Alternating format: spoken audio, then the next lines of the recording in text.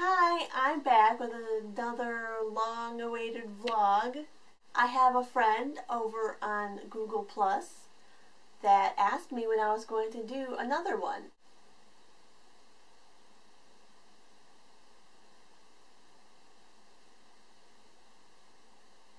So we got to talking and he suggested that I talk about my writing process. I thought that was a wonderful idea, but instead of doing that, I thought I'd answer specific questions.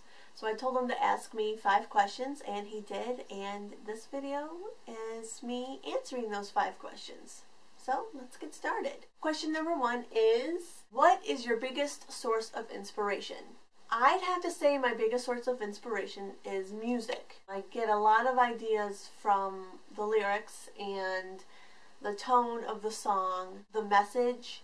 The lyrics can inspire either a feeling that one of my characters is feeling in a scene, or it can also inspire dialogue. The tone of the song can inspire the tone of a scene, or it could be the complete opposite. You know, if the song is kind of sad and but I like the message, I can turn the message into something a little more positive in my writing.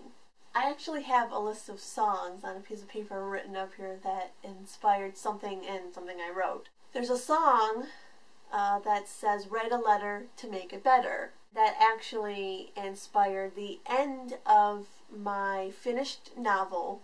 I didn't know how I was going to close it out, but I had a really great idea of a letter being written to make life better, and it actually ties in with the end of the sequel to that. The letter is a big part of the second book, but you see it at the end of the first one. The title of 2 songs actually inspired the title of 2 books. There is a song that says, "Oh my dear, I will wait for you.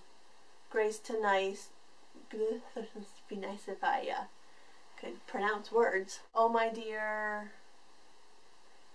I can't remember the words. "Oh my dear, I will wait for you. Grace tonight will pull us through." That actually inspired one of my character's feelings towards another character. He is kind of waiting for her to get through everything that she needs to before he actually attempts to, I don't know, like pursue her.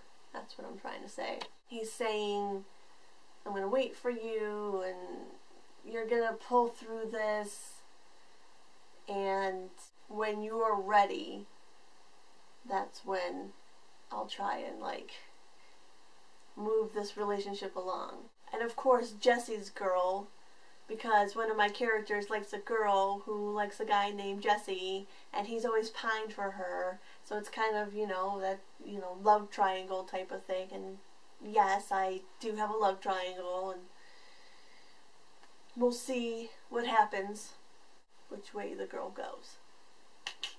Question number 2.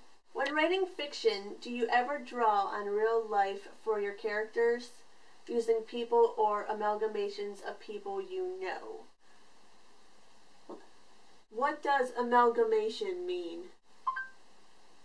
Amalgamation, the action, process, or result of combining or uniting. Sweet! Yes. Yes, I do. One of my characters is about 90% me. I see a lot of similarities between her and myself. Divorced families, dad wasn't around, only child, kind of quiet and reserved. The reason she's quiet and reserved is because she's hiding something. And the reason I'm quiet and reserved is because I'm quiet and reserved. I like to listen more than I like to talk. There's a character that I have that I don't quite understand some of the stuff that she's thinking or going through, and I have a basic outline, but I don't really have a reason for the things that she's doing. But I do have a couple people in my life who are starting to help me shape her, because I see a lot of similarities between her and these other two people. And I'm secretly like analyzing everything that they tell me in their lives. Oh, that's a good idea for, what she says here, or what she does here, or what she's thinking here. So I do use real life to help me shape characters. I don't actually base my characters off of people. I make a character, I get to know them as much as I can, and then I just somehow happen to know someone who is like them to the point of helping me, not exactly like copying them. Question number 3 is, do you tend to write chapters in order, or do you skip around? I don't normally write chapters. That's kind of a lie. I think there's only 2 books that I've written that don't have chapters. Yeah. The only time was in my finished novel. I was stuck. I was stuck for months at this one point. And then I would be laying in bed and this random scene would come and play out, and then I would get up and, type it out and say, I really want this in my story, but I don't know where to put it, so I think I'll write it over here. So I do write chapters in order, but I do sometimes write scenes that I want in the book, but I don't know where they go. So I kind of skip around if I get stuck. I think in my book I got stuck for like 6 months or something like that, and I just needed to skip around. So I did. To answer your question, yes to both. Depends on the story, that's what I'm trying to say. Alright, question number 4. How much editing do you do? Well, let me tell you something. I'm an editor at heart. I was my high school's newspaper editor when I was a junior, and when I was a senior, I was my high school's yearbook editor. So I've got editing in my blood. Whenever I look at something, I'm constantly editing it. Sentence structure, punctuation, grammar, spelling, whatever.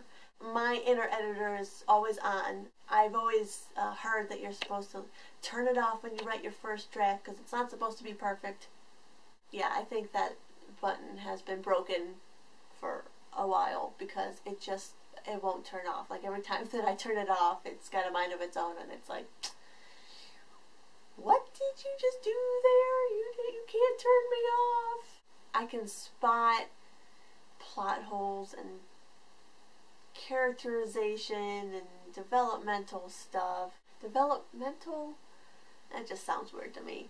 That's not what I look at. I don't find that part of editing enjoyable. It's not my forte, let me just tell you. More of the bigger stuff is very tedious and hard for me to do. In my finished novel, I'm doing a lot of little things like this dialogue doesn't sound right, it doesn't match the character, they wouldn't act like this, they wouldn't say that, this part really sucks, you should really change this. I try to do a lot of my own editing, but there are still some things that I know that I cannot do. I do a lot of editing, just not a lot of big editing. I'd rather you just tell me about that than having to do all the work myself.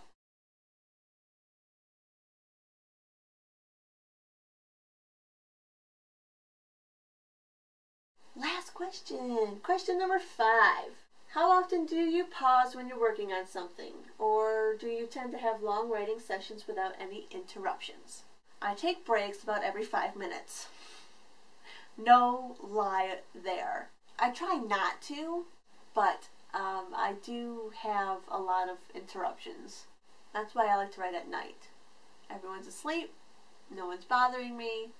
All that, is in my way is myself. It's very hard to write without interruptions. I've got 6 cats and a mom. Of course, that doesn't compare to people who have kids, but sometimes my mom acts like a kid. Anyway, what was I doing? If I told someone that I had 7 children, I wouldn't be lying. Alright, back to the question. At night, when I write, that is when I write the most.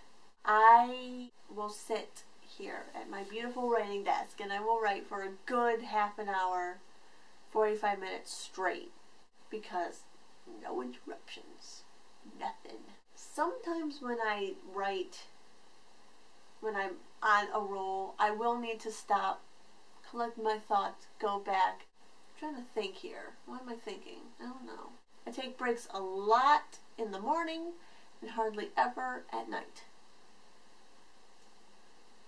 When I write for long periods of time, it's usually when I have an idea that I really, really want to write. When I take the breaks, that's when I am not fully focused and I really don't have any goal in mind. That's a problem for me. I like to write when I know I'm going to, if that makes any sense. I haven't quite figured out for myself how to make myself write. I guess I have, and that's just to find things that I want to write. Let's recap here. Number 1, what's your biggest source of inspiration? Music. When writing fiction, do you draw on real life for your characters? To help me enhance the characters, not to blatantly, oh Lord, steal, put them actually in my story. Number 3, do you tend to write chapters in order or do you skip around? Yes. How much editing do you do? A lot of little stuff and not a lot of big stuff. How often do you pause when working on something? A lot. Or do you tend to have long writing sessions without any interruptions? Yes, at night. Okay, I'm done. I've answered the questions and I've talked a long time. You wouldn't know this because it's cut down pretty short, but I've been talking for like an hour. You know, with all the mess-ups and coughing and what have you. Thank you so much for watching. I really, really, really enjoyed answering these questions. Okay, I'm going to give you the whole spiel. If you like this video, please give it a thumbs up and share it with your friends and share it on social media and friends and email it and post it and embed it and whatever else. Tumble it. Make a GIF. Whatever, out of crazy facial expression. Oh, jeez. So, yeah, like it, give it a thumbs up, share it, whatever. Comment below a question that you have for me for another video. Or you could always tweet me or email me or send me snail mail. That's pretty cool. Don't forget to check out my blog. I put blog posts up every Friday. That's about all that's exciting in my life. And cats.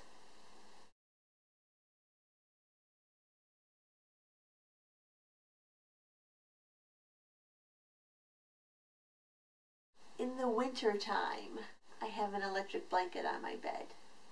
And sometimes when I get into that bed and the electric blanket is turned on and it's warm and it's embracing me with its warmth and it's just holding me and saying, "Aren't you comfortable?"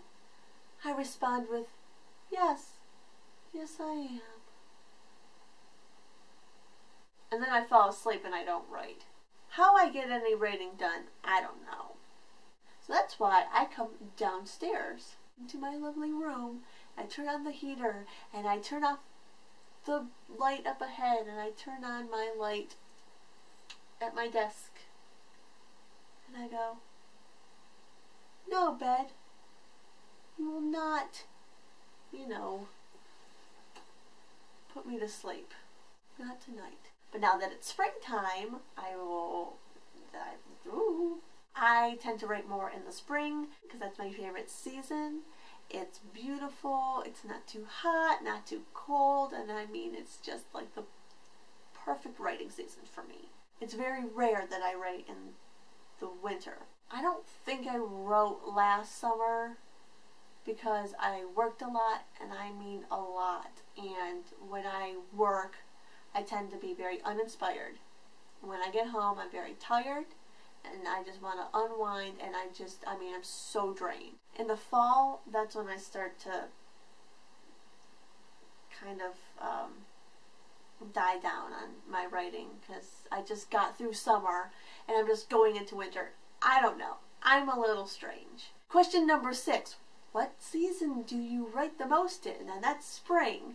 That's not one of his questions, but I'm talking about spring now.